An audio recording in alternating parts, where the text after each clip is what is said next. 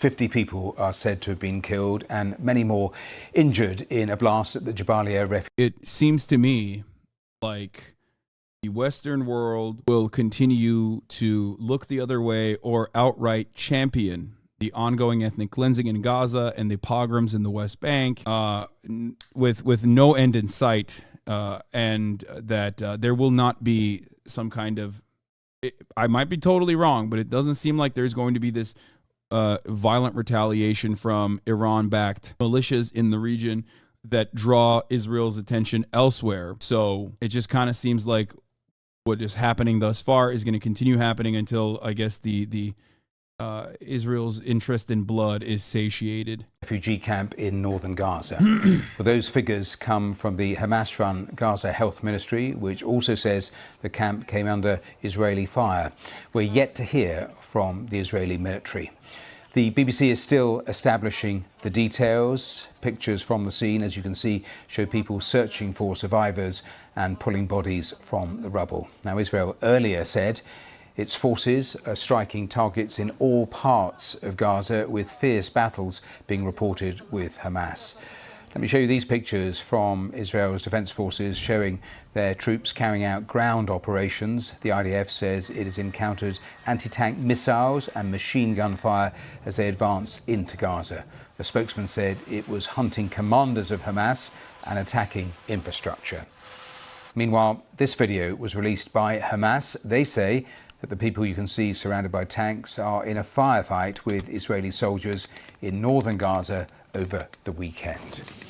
The Palestinian Red Crescent says the area around the Al-Quds hospital in Gaza City has again been under heavy. Yeah, no, Israel, since then, Israel's, of course, confirmed that the strike was done by them on Jabalia. The health ministry says more than 8,500 people have been killed in the past 3 weeks. Israel says over 1,400 Israelis were killed in the Hamas attacks on October the 7th. Well, let's go straight to our diplomatic correspondent, Paul Adams, who's in Jerusalem. And Paul, what more can you tell us about the blast at the Jabalia camp? Well, Matthew, I think you've shown some of the pictures. They are pretty shocking. That crater is huge, an absolutely enormous hole surrounded by vast quantities of rubble, and then homes and buildings around there that have been obviously severely damaged, either in the course of this incident or perhaps over the course of the last 3 weeks. Jabalia, in case viewers are wondering, is the largest of the refugee camps in the Gaza Strip, home to around 120,000 people before this war began, packed into an area of about 1.5 square kilometers. It's not tents, it's buildings that have been there for decades and tightly packed streets. And we think, judging by the number of people who are there looking in the rubble to try and find bodies and survivors, there are still hundreds, maybe thousands of people still in the area, despite days and days of Israeli warnings for people to leave northern Gaza. So it is likely that any airstrike on Jabalia, and this does... How is this okay? I can't believe this. I mean, what's it say? What do we say at this point? Just, there's nothing. It's not okay. There's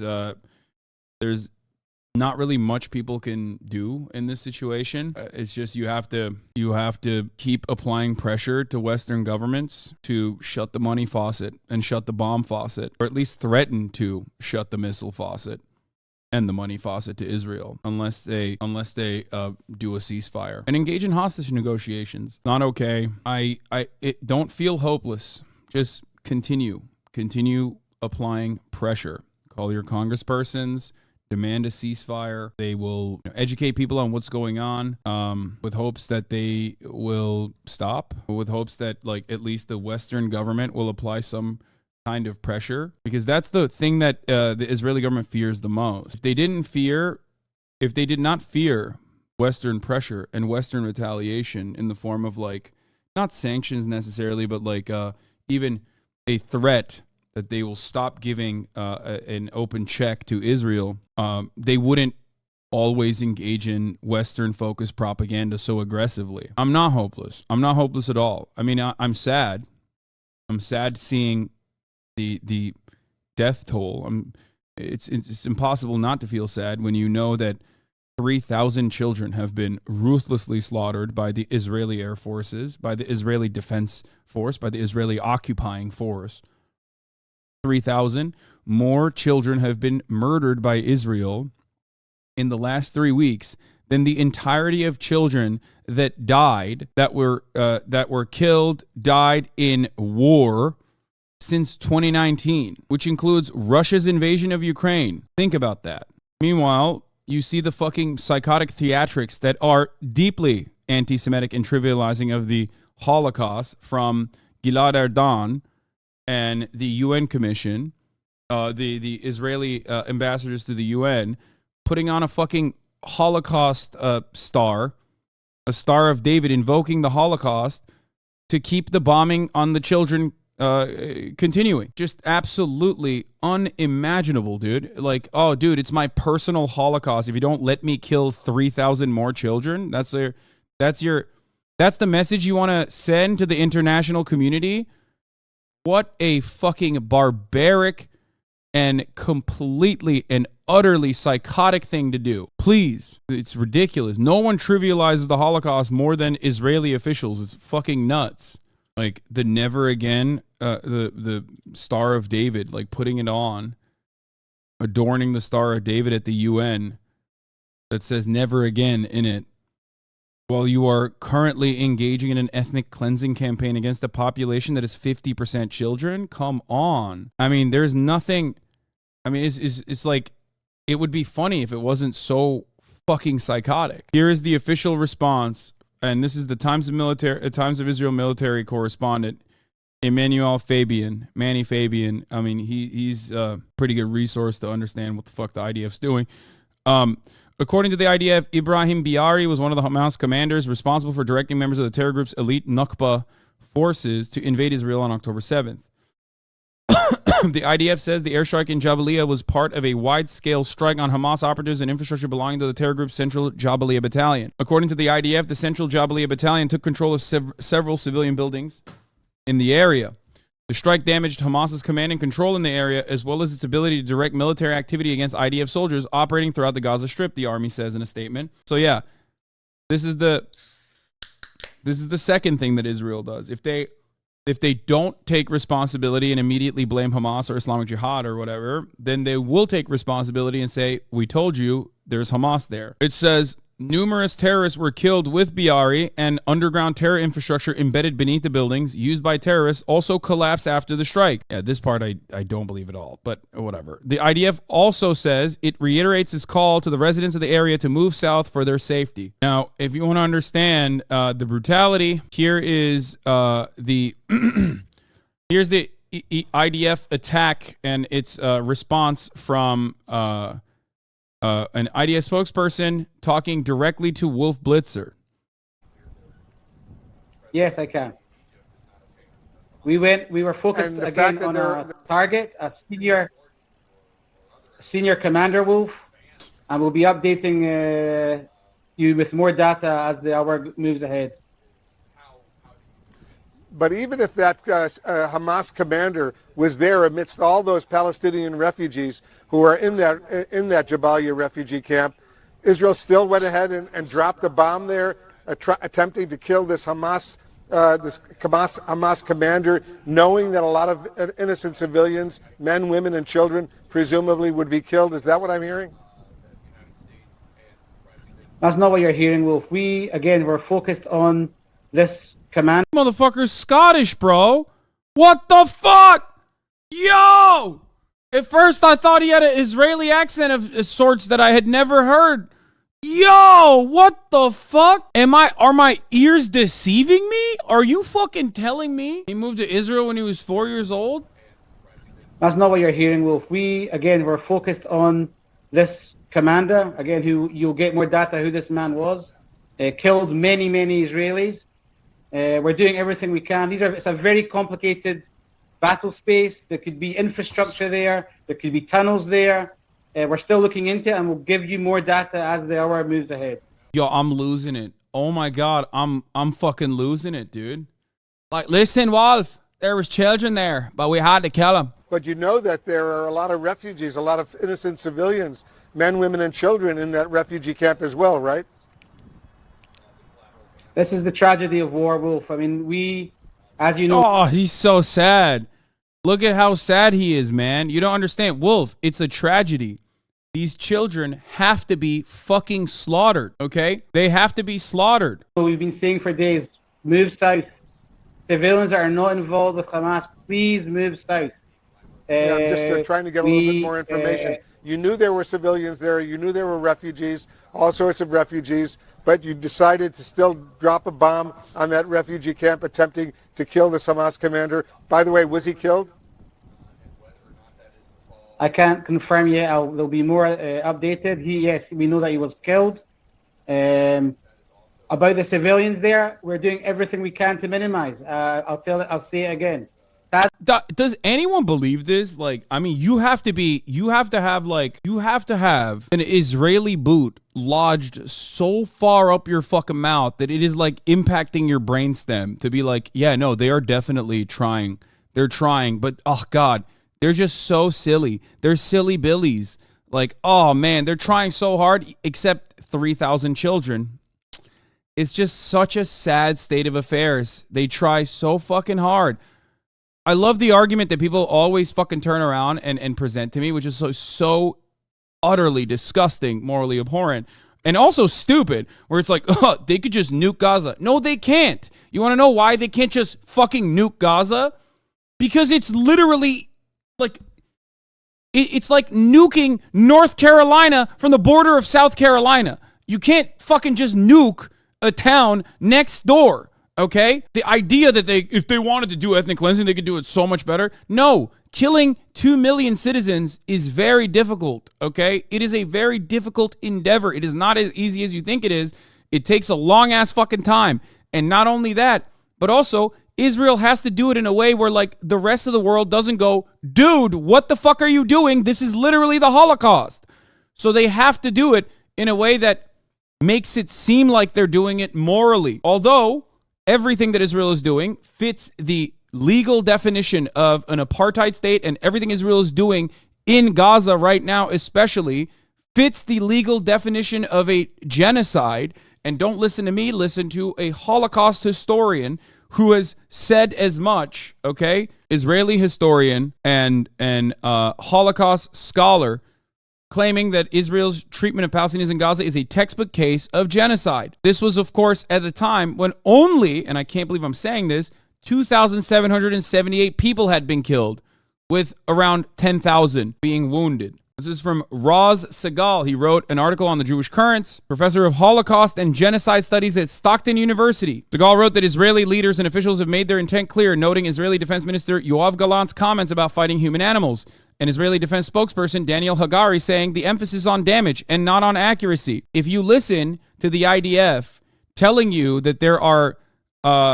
if you listen to the IDF and believe them when they are telling you, oh, there's Hamas here, that's why we had to blow them up, then why don't you fucking listen to them when they also said, we're shutting off their food, we're shutting off their water, they are human animals, we do not care about their safety and security, we are there to bomb indiscriminately. It seems like a lot of people want to just not hear that part of the conversation and only focus on the parts where Israel, in the aftermath of yet another bombing campaign that was objectively brutal and unimaginably cruel, says, oh, they deserved it. Israel's official account on X, formerly known as Twitter, said, unlike the barbaric enemy we're fighting, we do everything we can to keep innocent civilians safe. They don't. They do not. Segal said Israel is perpetrating 3 of the 5 acts that fall under the UN Convention's definition. The dropping of thousands and thousands of bombs in a couple days, including phosphorus bombs, as we heard, on one of the most densely populated areas around the world, together with these proclamations of intent, this indeed constitutes genocidal killing, which is the first act. Israel is also perpetuating act number 2 and 3. That is, causing serious bodily or mental harm and creating conditions designed to bring about the destruction of a group by cutting off water, food, and supply of energy, bombing hospitals, ordering the fast evacuation of hospitals. Segal added, noting that the World Health Organization has called the orders to evacuate hospitals a death sentence for the sick and injured. So we're seeing the combination of genocidal acts with special intent. This indeed is a textbook case of genocide, he said. In his op-ed, Segal also said that the leaders in the West had reinforced this racist rhetoric of Israeli leaders and officials by describing Hamas's attacks as evil. This dehumanizing language is clearly calculated to justify the wide-scale destruction of Palestinian lives. The assertion of evil in its absolutism elides distinctions between Hamas militants and Gazan civilians and includes the broader context of colonization and occupation, he wrote. Told Democracy Now! That the attack by Hamas was a horrendous war crime, but using the term evil to describe the militant group is to decontextualize and enhance the widespread fantasies of Israelis today that they are fighting Nazis. He referred to a recent television interview where former Israeli Prime Minister Naftali Bennett lashed out at an anchor asking about the Palestinian civilians suffering in Gaza by declaring, "We're fighting Nazis." There's a long history of this shameful use of the Holocaust memory, which Israeli politicians have used to justify, rationalize, deny, distort, disavow mass violence against Palestinians, Segal said. And it has allowed also a view to develop that sees Israel as somehow exceptional, providing it impunity.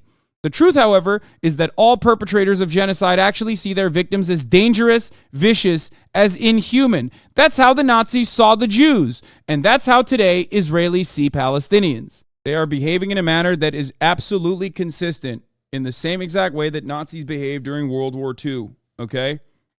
In their treatment of Jewish people. This is not my assessment. This is Holocaust scholar Roz Siegel's assessment. Anyone that tries to declare that this is anti-Semitic is just an absolute fucking delusional moron. Anyone have a link to the article? It's a Newsweek article, but you can also find the interview on Democracy Now! Wow, calling anyone you disagree with a delusional moron typical. No, I'm calling people that specifically deny the absolute truth that is in front of their eyes if they choose to see it. If you consider what Israel is doing in Gaza anything but absolute truth of the internet, no, it's not don't try to like trivialize this, okay? You consider what Israel is doing in Gaza anything but a deliberate ethnic cleansing campaign, okay, that fits the legal standards of genocide, you are blind.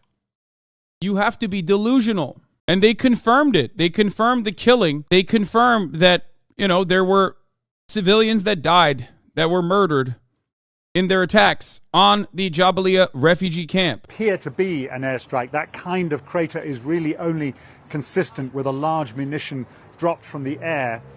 Then it is almost inevitable that large numbers of civilians who have chosen to stay in the north will have been caught up in this. That figure of around 50, which is the number counted by journalists on the scene from Agence France Presse, that appears to be the minimum number of people caught up in this obviously huge. Are Israel's war crimes technically U.S. sponsored? Yes. Without America's approval, without America's logistical support, without America's support, Israel would not be able to conduct this ethnic cleansing campaign. Explosion.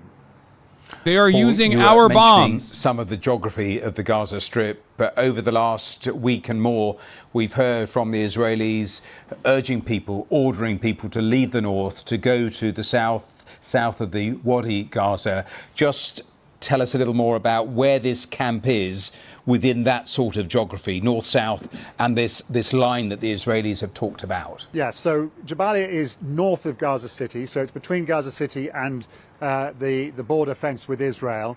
So it is not far. So you're against sending money to Israel? Brother, are you fucking kidding me? Do you know how much I have championed sanctions on Israel for, like, if you think this is the first time I've said we should abso-fucking-lutely stop sending money to Israel, you are out of your fucking mind. Yes, and you know who else said that? Bernard motherfucking Sanders, okay, when he was running for president. He said, we have to stop giving money to Israel, okay? We have to stop giving money to Israel as long as it continues its ethnic cleansing campaign. I don't know where he stands now, but when he was running for president, he had the courage to openly say it. More politicians should be openly saying it. More politicians in the Western world should be saying, enough is enough. You have to stop. Unless we do a ceasefire immediately and an end to this occupation immediately, not a single dollar goes into Israel.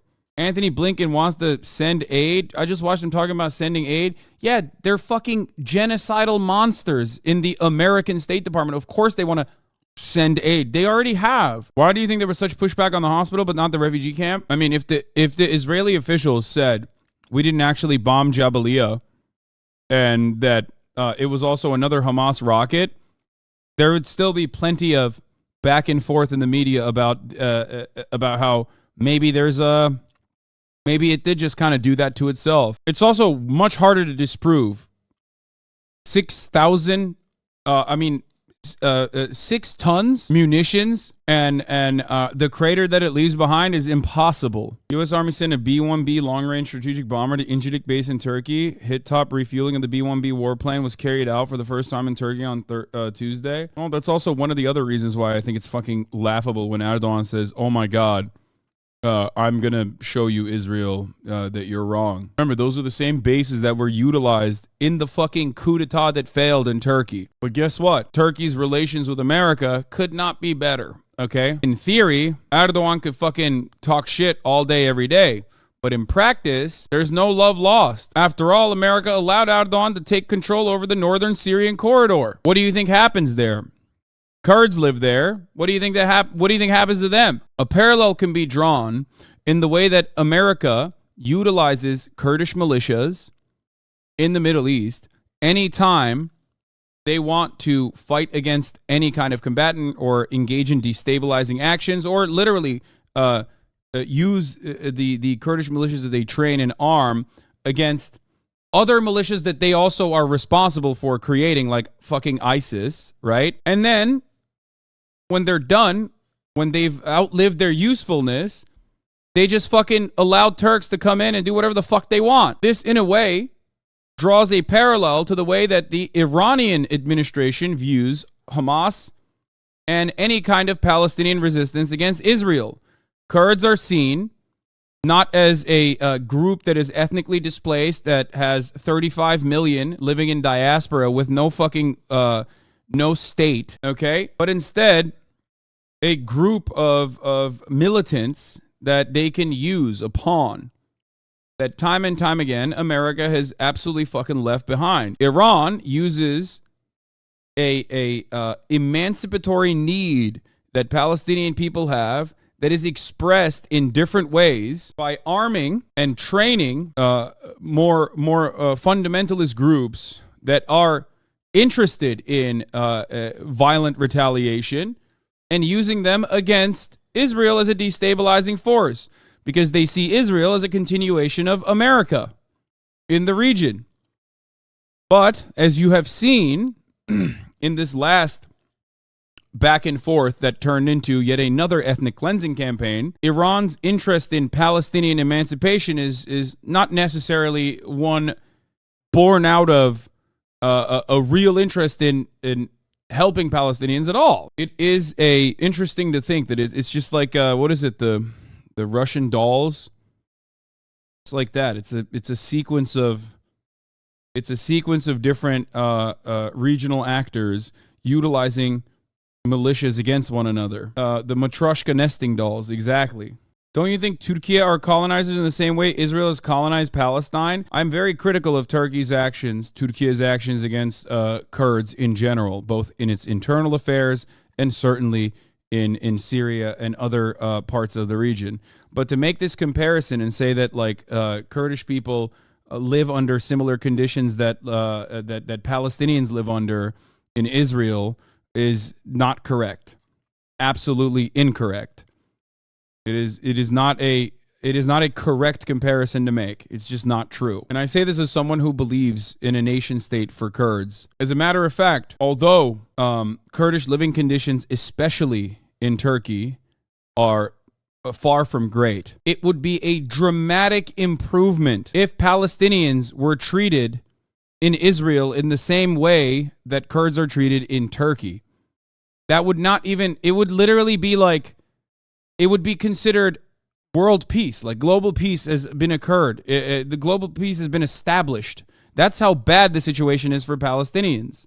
By the way, just in case anyone keeps asking, it's not just Ross Siegel that says genocide is happening. The Lemkin Institute for Genocide Prevention has just published their own assessment on the going genocide on their Twitter. Yes, we're going to talk about the leaked memo and the right wing that corresponds to the right wing think tank closest to Netanyahu and their interest in moving Palestinians into Egypt and how they would achieve such ends in an effort to permanently occupy northern parts of Gaza, if not the entirety of Gaza, and engage in massive ethnic displacement. Am I okay? Didn't the Turks kind of genocide Kurds too? What a wild take. This is not a wild take at all. One that I believe most Kurds would agree with as well. Like if the situation, if the situation for Palestinians, which is so dire, situation for Palestinians is so dire. This is not to say that like Kurds are in a great situation in Turkey. I'm not saying that at all. Far from it, as a matter of fact.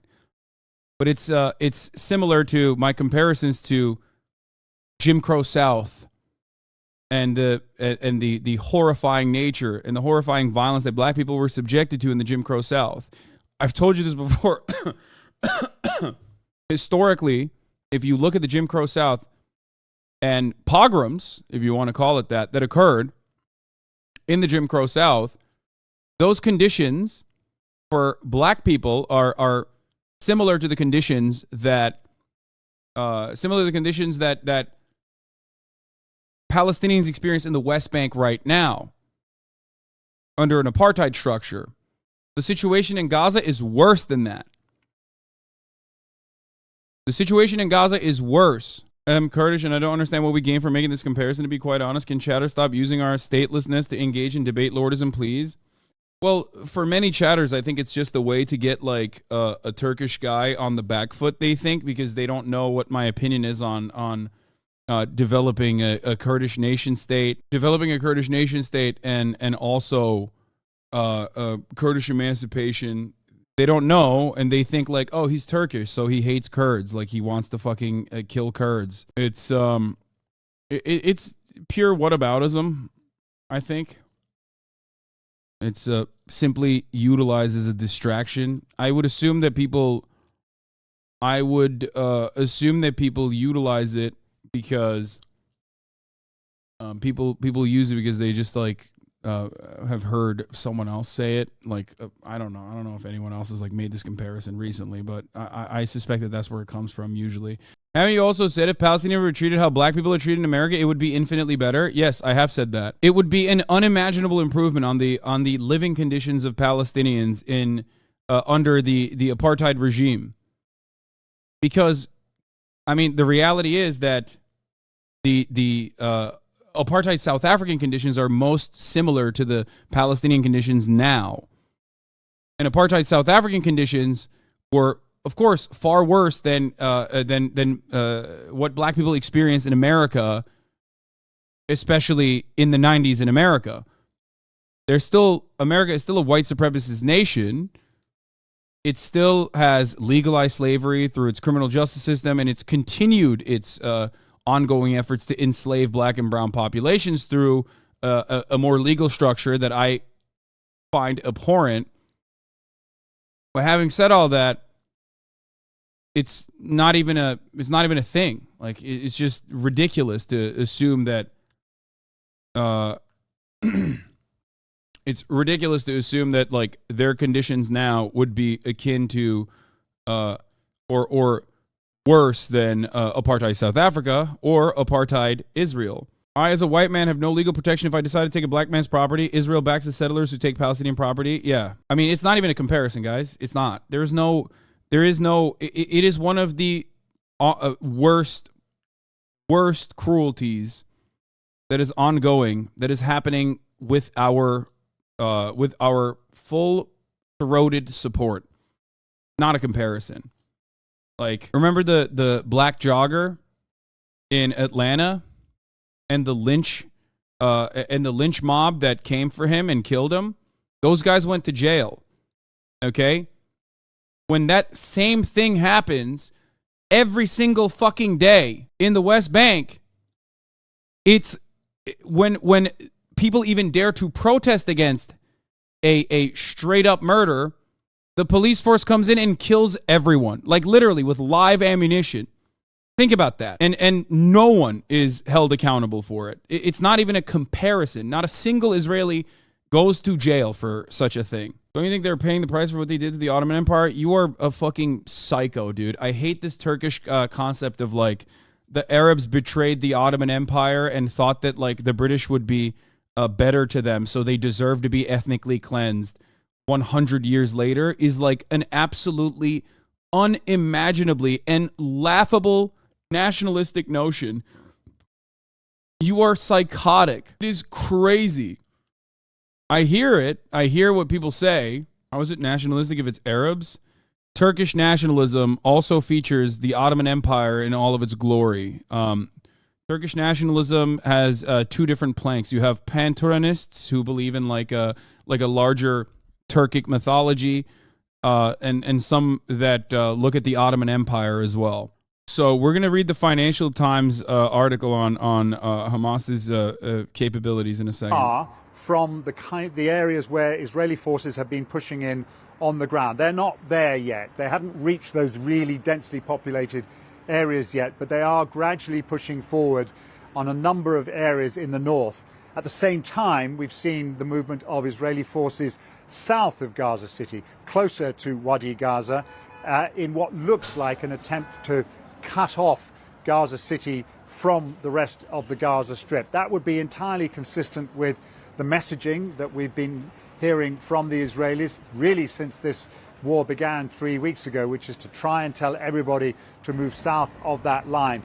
The Israelis feel that they have a lot that they need to achieve in the wider Gaza City area, that is where many Hamas fighters will be located. That is where a lot of the bunkers and tunnels that we've heard the Israelis talking about a great deal over the past few weeks, that's where all of that is located.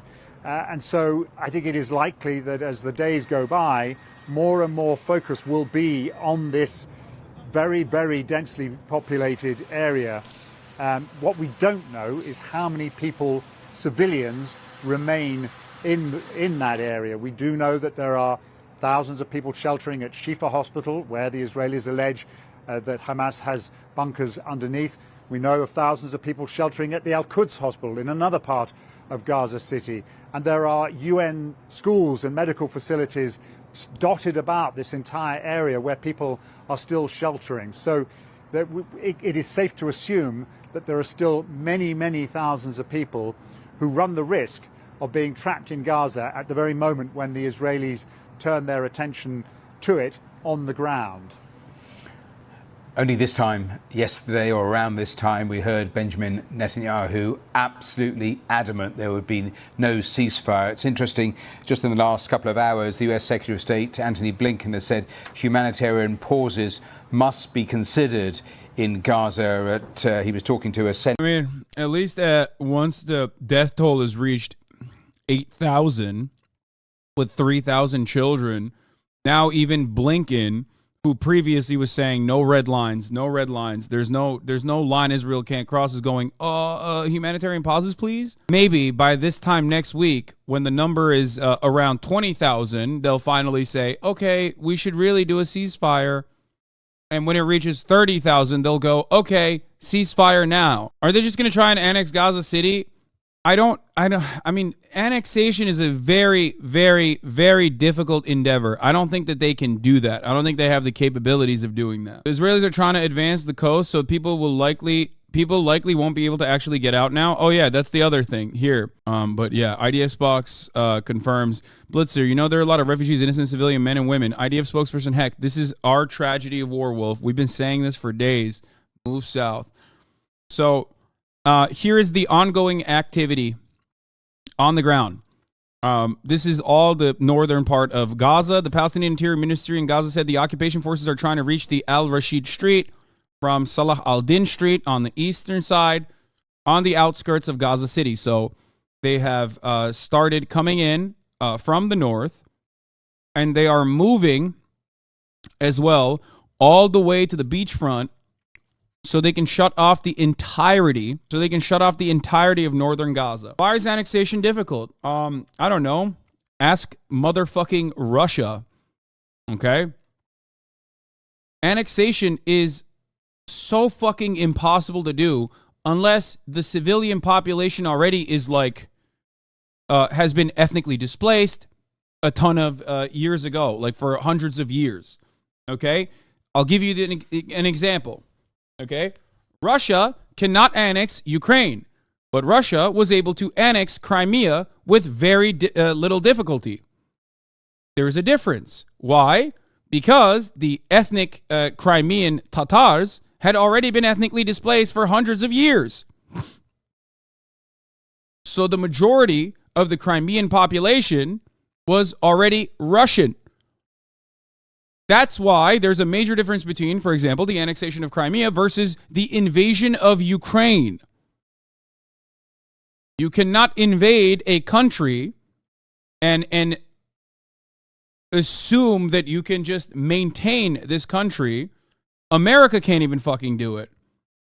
The only way to be able to full-blown annex a nation and maintain its population is by basically doing some kind of genocide. Even then, and that is what they're doing, but even then, a permanent occupation of northern Gaza is very, very difficult. I know that that is the interest here, according to internal memos and also right-wing think tanks close to Benjamin Netanyahu who have talked about the annexation of northern Gaza and what to do with it. But there are still hundreds of thousands of people there. They will understandably fight back. They will be busy with Hezbollah soon. I don't think so. Like I said, I think that that either due to some private correspondence, private back and forth, and possible normalization occurring with Iran through private channels. Death is a cup from which... Or, I don't know what the other reason could be. It doesn't seem that, and also due to the dire economic situation in Lebanon, I do not believe that Hezbollah or Iran is all too excited to join and open up new fronts for Israel. There's also 2 fucking aircraft carriers in the region, Americans. 900 soldiers have been deployed, 2 aircraft carriers.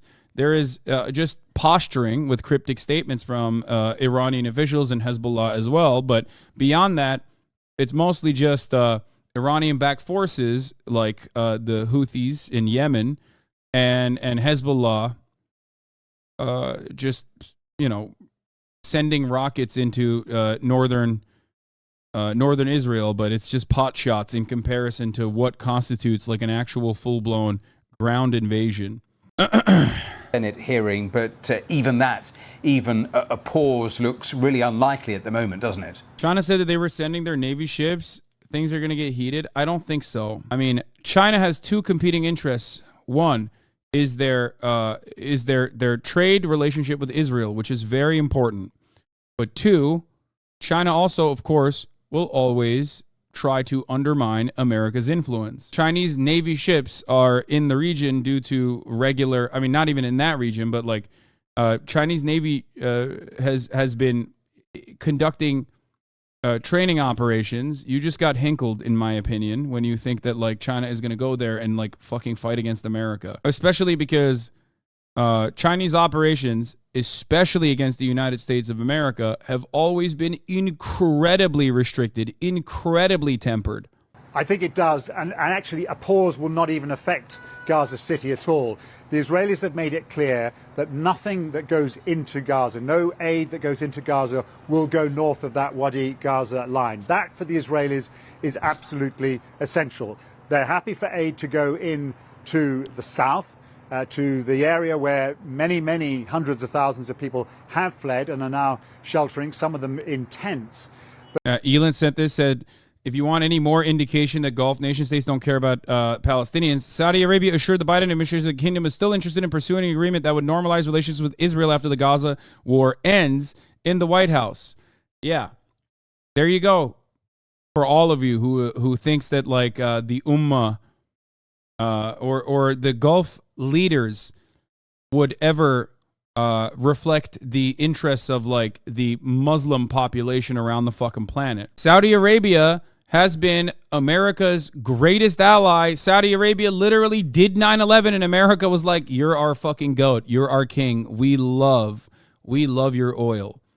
Okay? Saudi Arabia and Israel have in all but name already had good relations. Just because it's not like officially recognized does not change that reality. And this goes for all of the Gulf nation states. This also goes for Turkey.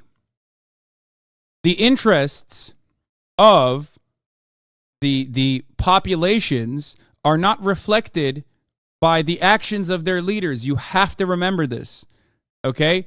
And this is especially so in like a fucking Muslim theocracy like Saudi Arabia.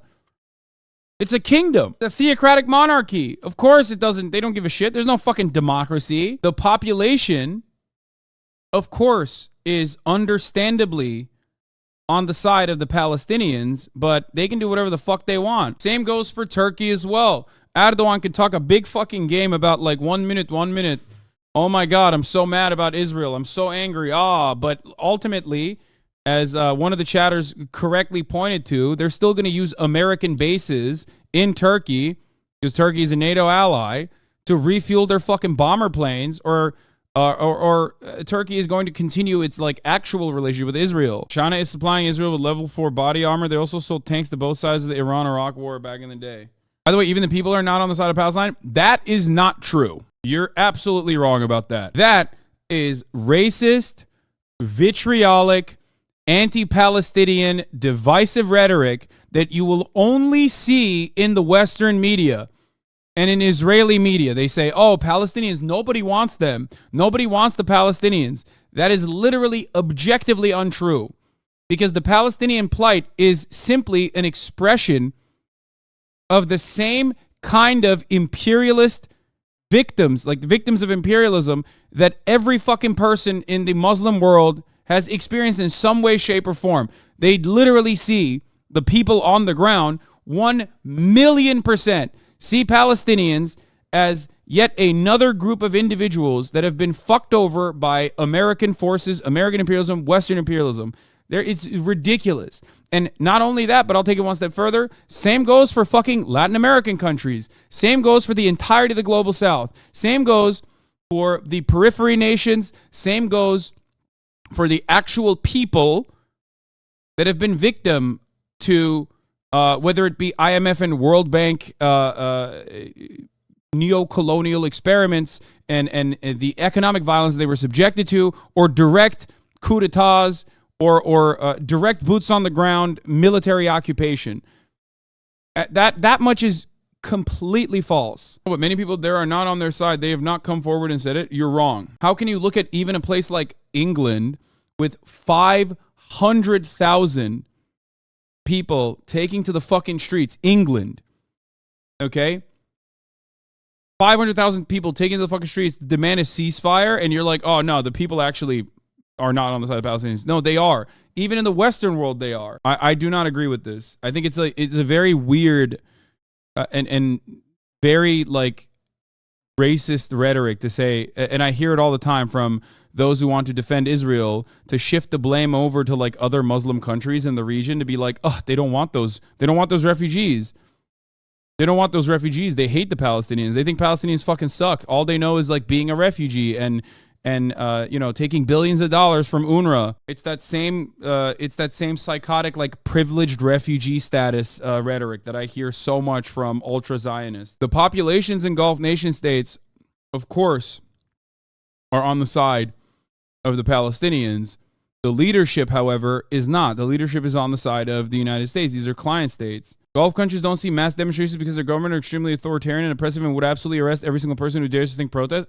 What do you mean? They still happen, though. It still happens. It's been happening nonstop. Christian evangelists in my country went out and marched in favor of Israel. Not that none of them are half-educated, not even the Palestinian-Israeli conflict, so it doesn't surprise me. We're always in support not only of our downfall, but of our oppressors. I mean, yeah, you're talking about fucking evangelical psychos. Also, I love saying that Gulf nations are incredibly authoritarian and crack down on protests while fucking France is right there. You know what I mean? It's funny. It's funny to say this because like we don't ever think about how fucking inherently oppressive supposed Western liberal democracies are. And it's like, I mean, look at France, look at Germany. Pro-Palestinian demonstrations are shut down with identical fervor that you would expect from an authoritarian country, an authoritarian Gulf nation state. Even there, It's the different. aid that is managing to get across the border from Egypt is just a tiny fraction of what is needed. We've heard American officials and Israeli officials talking in the last couple of days about increasing the number of trucks that go across the border up to around 100. That would be a start, but we haven't got to that point yet. We haven't seen that number of trucks going in on any single day.